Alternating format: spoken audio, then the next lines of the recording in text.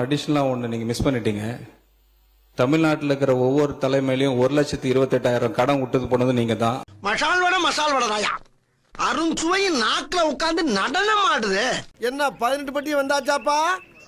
அப்புறம் பரமசம் வரல, ராமசாமி வரல, 5 பேர் விட்டு போச்சு, 4 பேர் விட்டு போச்சுங்கிற பேச்சே இருக்கப்படாது. வன்முறை பேச்சாக இருந்தாலும் ஆபாசமான பேச்சாக இருந்தாலும் முதல்ல வீட்டில் இருக்க உங்க மனைவிமாரிடமும் குழந்தைகளிடமும் உங்க வீட்டு பெண்களிடம் கேளுங்க, இது என்னமா இந்த பேச்சு சரியா என்றால்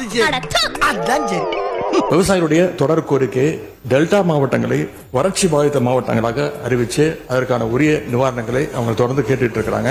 எனவே அதையும் இந்த அரசு செய்ய வேண்டும் என்று கேட்டுக்கொள்கின்றேன். அப்புறம் இந்த குறுவை சாகுபடிக்கு அந்த நிவாரண தொகுப்பு பத்தி எதிர்கட்சியிலிருந்து கேட்டிருந்தாங்க. அந்த குறுவை சாகுபடிக்கு அந்த நிவாரணம் ஏற்கனவே கொடுத்தாச்சு, வழங்கியாச்சு. இது அரசியலே நாங்க தான் அப்படின்னு சொல்லிக்கிறவங்களுக்கு இது எப்படி தெரியாம போச்சுன்னு எனக்கு தெரியல. இந்த அவமானம் உனக்கு தேவையா? முன்ன பின்ன பேப்பர் படிச்சிருந்தா நாட்டில் என்ன நடக்குதுன்னு தெரிஞ்சிருக்கும். இன்னொன்று திரும்பி கேட்பதுதான், கர்நாடகாவில் அவங்க அனைத்து கட்சி கூட்டத்தை கூட்டி முன்னாள் முதலமைச்சர்லாம் வர சொல்லி அவங்களுடைய கோரிக்கைகள்லாம் கேட்டுக்கிட்டு இருக்காங்க, தொடர்ந்து கேட்டுட்டு இருக்காங்க.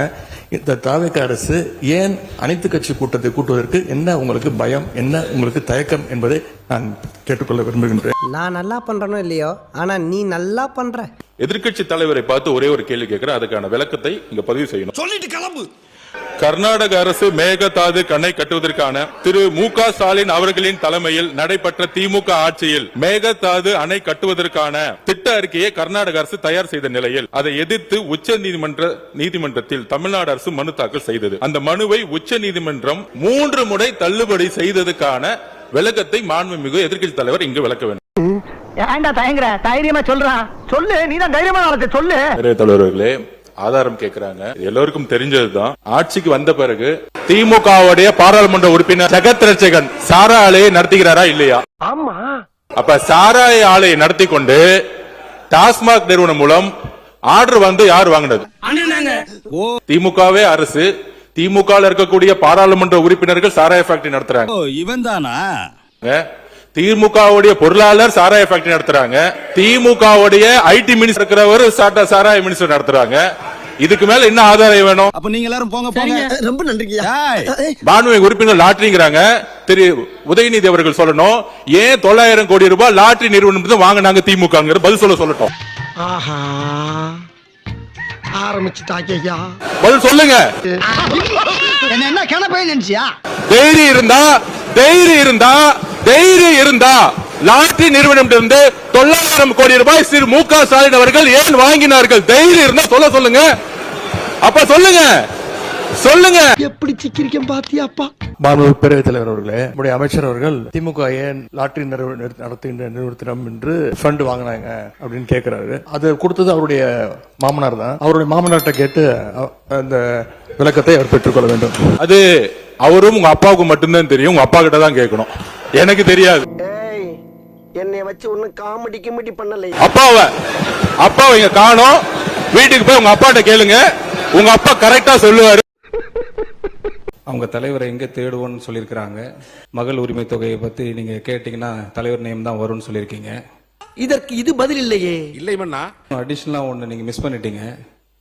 தமிழ்நாட்டில் இருக்கிற ஒவ்வொரு தலைமையிலையும் 1,28,800 கடன் விட்டது போனது நீங்க தான். இதுக்கெல்லாம் பேர் எனக்கு தெரியுமா? நான் சொல்லல சார். முதல் பொறுமையா இருங்க, ரிலாக்ஸா இருங்க, கூலா இருங்க, கூல் கொஞ்சம் கூலா இருங்க. நான் சொல்றேன் சார். இவன் வேற என்னை ரொம்ப டார்ச்சர் பண்றான்டா. சொல்லிக்கிட்டே இருக்க வேண்டியதுதான். நீங்க கோரஸா கத்திக்கிட்டே இருக்க வேண்டியதுதான். அங்கதான் தெரியுறதுலயே ஒரு ட்விஸ்ட். ஹிஸ்டரி படிச்சது ப்ரீவியஸ் டிஎம்கே கவர்மெண்ட் மட்டும்தான். அவங்க பினான்சியல் லாஸ் பண்ணதுதான், அட்மினிஸ்ட்ரேட்டிவ் கொலாப்ஸ் தான். அவன் தான்டா இன்னைக்கு பெரிய வேலை பார்த்து விட்டு போயிட்டான். இப்போ பில்லு வாங்குறதுக்கு ஒவ்வொரு அலுவலகத்துக்கும் போய் பாருங்க. நீர்வளத்துறையிலே 3% கொடுத்தா தான் பில்லுன்னு சொல்லி சொல்றாங்க. என்ன இவ்வளவு விஷயத்தை சொல்றீங்களே, யாருன்னு நீங்க? உன்ன மாதிரி நானும் ஒரு திருடன் தான். ஒரு ஆதாரத்துடன் சொல்லணும். அது பழைய காலம். அது இந்த காலத்துல ₹1 நாங்க வாங்கணும்னா இந்த இடத்துல நாங்க எங்களை உட்கார வைக்க மாட்டார் எங்களுடைய முதலமைச்சர். நாங்க ரொம்ப ஸ்ட்ரிக்ட் அதனால ஆதாரத்துடன் அவர் சொல்லணும்ன்றதை நான் கேட்டு சிரிச்சுக்கிட்டே இருப்பேன் நானு டக்குன்னு சீரியஸ் ஆயிருவேன். நீங்க வாயால பேசுறதெல்லாம் கரெக்ட். அதெல்லாம் நீங்க உங்களுடைய காலத்துல நாங்க தான் சொல்றோம்ல, நீங்க நிரூபிங்கன்னு சொல்றோம். நீங்க நிரூபிக்க வேண்டியதானே, எதுவுமே இல்லாம நீங்க மட்டும் பேசணும்னா அது எப்படி? சோசியல் மீடியாவில் வர்றதை பத்தின்னு சொன்னாங்க. அந்த சோசியல் மீடியாவில் பொய்யா போட்டு தானேங்க நாங்க இங்க உட்கார்ந்துருக்கோம், நீங்க அங்க உட்கார்ந்துருக்கீங்க. கவலைப்பட்டேன். இத்தனை பட்டு தெரிஞ்சலே குரு. யாரடா சொல்ற? பொதுவா சொன்ன குருவே.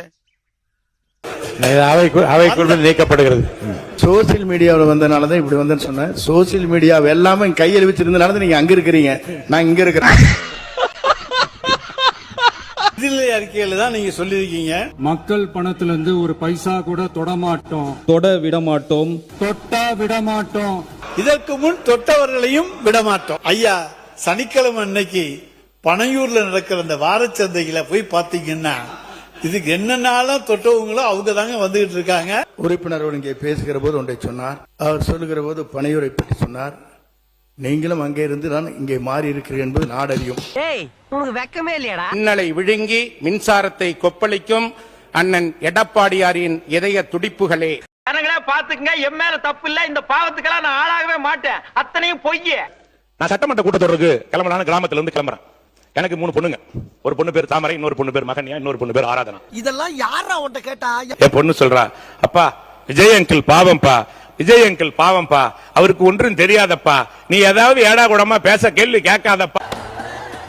என்ன எழவி அது?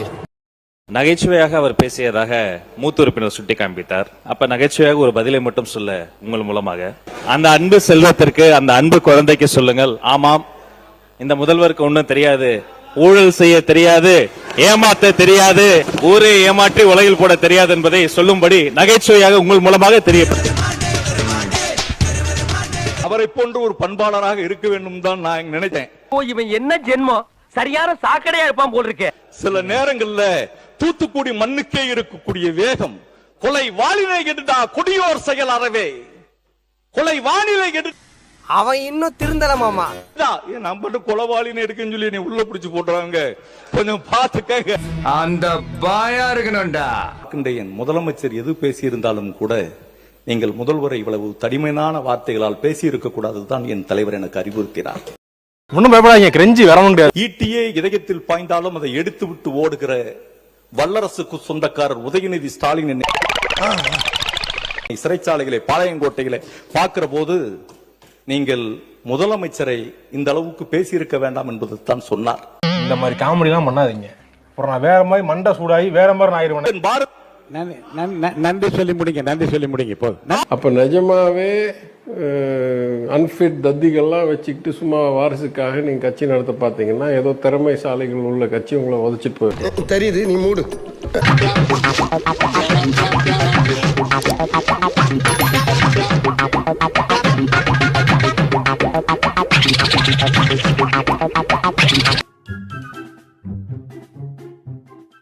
என்ன வடையா?